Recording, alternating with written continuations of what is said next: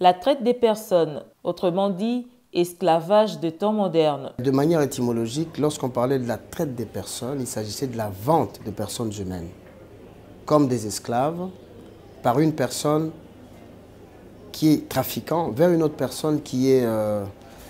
pratiquement son client. Le concept fait froid dans le dos. Pour réprimer ce crime en RDC, le chef de l'État a créé le 22 avril dernier l'Agence pour la prévention et la lutte contre la traite des personnes à travers l'ordonnance 19/027 qui, à son article 2, définit la traite des personnes comme étant le recrutement, le transport, le transfert, l'accueil et l'hébergement des personnes par la menace ou le recours, la force ou autre forme de contrainte, par l'enlèvement, la tromperie, la fraude, l'abus d'autorité ou de pouvoir, d'une situation de vulnérabilité ou par l'offre et l'acceptation pour obtenir le consentement d'une personne qui a autorité sur une autre pour des fins d'exploitation ou encore le recrutement, l'enlèvement, la tromperie d'un enfant aux fins d'exploitation, notamment engager les enfants dans les conflits armés ou aux fins des activités criminelles. L'élément clé dans la définition de la traite des personnes, c'est l'élément exploitation de la personne victime.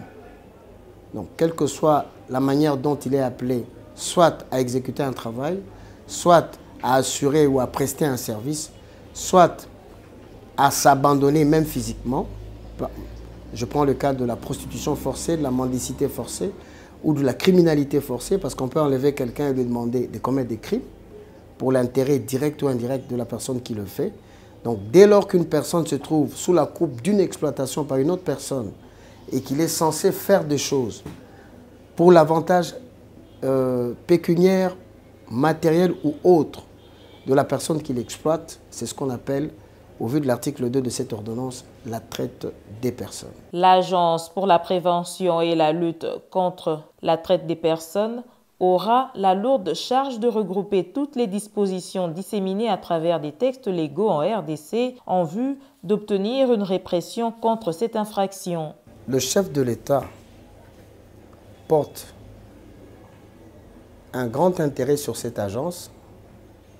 parce que d'abord, l'intérêt de la République démocratique du Congo réside dans le respect de la Convention des Nations Unies contre la criminalité transnationale organisée et donc son protocole d'accord sur la traite des personnes. À ces jours, ce que les Congolais doivent savoir, c'est que la RDC, en matière de la lutte contre la traite des personnes, se trouve dans un niveau de cotation très basse. Nous sommes au niveau 3. Et que donc, pour être un pays favorable à la coopération économique et commerciale sur le plan international, et donc être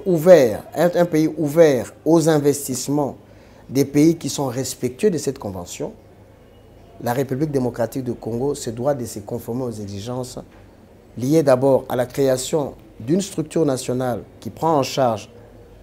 la prévention et la répression sur la traite des personnes.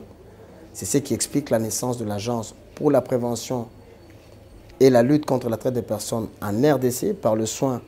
et l'initiative de son Excellence, Monsieur le Président de la République. Et de deux, par rapport aux efforts, et c'est du reste dans sa vision, que le chef de l'État entend imprimer sur l'émergence de notre pays, il faudrait que notre agence fonctionne pour obtenir, dans la conjonction des efforts des différents services de l'État et des différents ministères qui interviennent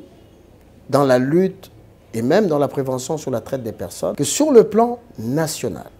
qu'il y ait une prise en charge de cette question. À ce jour, il n'existe pas encore de loi spéciale portant traite des personnes en RDC, comme c'est le cas dans certains pays, mais plutôt des lois dont les dispositions combattent la traite, à l'instar de la loi 090/001 du 10 janvier 2009, dans son 62e article portant protection de l'enfant. Cet article de la loi portant protection de l'enfant nous parle clairement de la traite ou la vente des enfants. Et cette infraction est lourdement punie de 10 à 20 ans de servitude pénale principale ou de la peine d'emprisonnement. Quand on parle de la vente d'enfants, Ça, je vais quand même lire pour que cela puisse être bien implanté dans l'esprit des Congolais.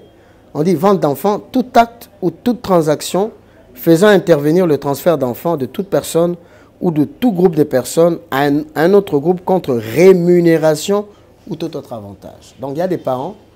qui font ça, c'est-à-dire pour obtenir une adoption apparemment régulière d'un enfant, ils demandent de l'argent, mais lorsque l'enfant